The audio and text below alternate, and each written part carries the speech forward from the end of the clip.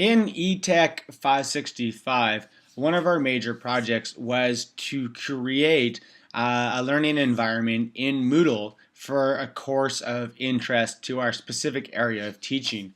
At the time and still currently, I teach Biology 11, and so I opted to create a Moodle unit in Biology 11 focusing specifically on evolution and genetics, as it serves sort of one of the major underpinnings of the course.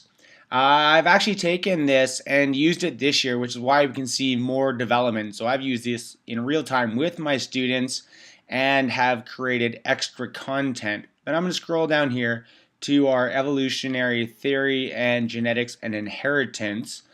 In the version that we created for the course, we were required to start with a splash page that helped the students to navigate in HTML.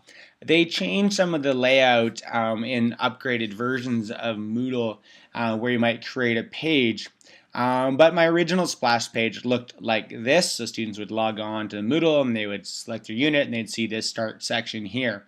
And from there, they could jump in this single unit fashion either to the start. They could get an outline of what they might be expected to see.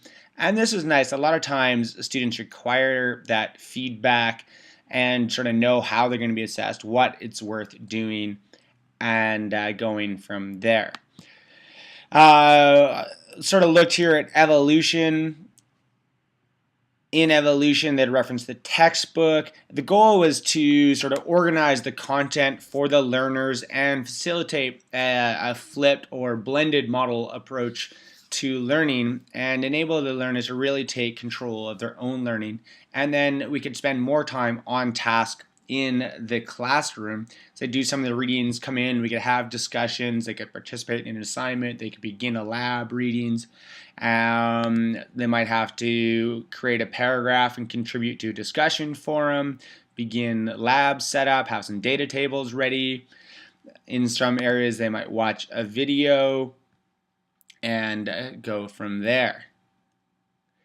I then sort of jumped over to genetics. I found when I tried it actually in my classroom, I had these as two separate modules, but it was much easier to sort of move back and forth as the components worked better. And this will be a revision that I do for next year if I teach Biology 11 or I work in conjunction with one other teacher that does. Again, they have sort of what they're going to be looking for, the basics, the components, and this was nice. It gives them a starting point to search for. So a lot of times students, although they're considered to be digital natives, don't really know how to go and search the web for content and they'll end up all over the place. So this gives them something to at least know what they're looking for.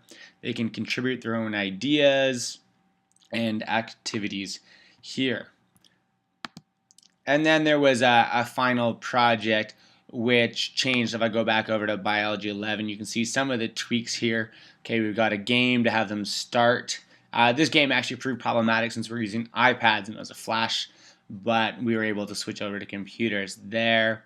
I like that students could submit assignments online in an organized fashion. Sometimes they have troubles with email or things get lost, so they can just submit there.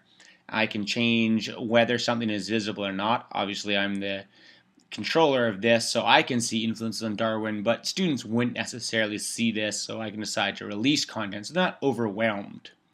And it can be time as well. They can go and complete a quiz, and it says open for X amount of time.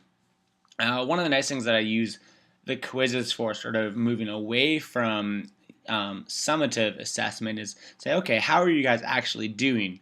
What things are you understanding? What things are you not understanding? And sort of move back there. So by creating many of these assignments, it's also helped me think, how am I doing assessment? How are students learning? What are the students learning? And have they learned the important parts? As you can see, since it is a full lesson for students, I've built each section.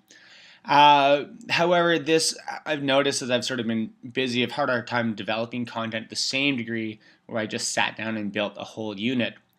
And while students can participate in discussion forums, it's really important that the teachers doing this actually have the time to engage in that forum, model for the students, and provide feedback so they can continue to build their skills. The first time we tried this, the comments were really minimal, and it's definitely something to be working on as it progresses forward.